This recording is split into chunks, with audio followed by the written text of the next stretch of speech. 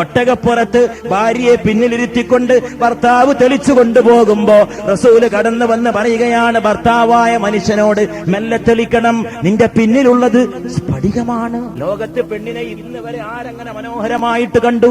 ആര് സ്ത്രീയെ ഇത്ര മനോഹരമായ കവിത പോലെ നിർവചിച്ചു? പെണ്ണിനെ കുറിച്ച് എത്ര കവിതകൾ എഴുതപ്പെട്ടു, എത്ര ഗാനങ്ങൾ, എത്ര കവിതകൾ, എത്ര കഥകൾ, എത്ര സങ്കല്പങ്ങൾ, എത്ര വികല്പങ്ങൾ, എത്ര സ്വപ്നങ്ങൾ, എത്ര സാക്ഷാത്കാരങ്ങൾ, എത്ര ശൂന്യതകൾ, എത്ര സത്യങ്ങൾ, എത്ര മിഥ്യകൾ, എത്ര ഭാവനകൾ. ഇവിടെ ഇതാ പെണ്ണാണ്, സ്ഫടികമാണ്.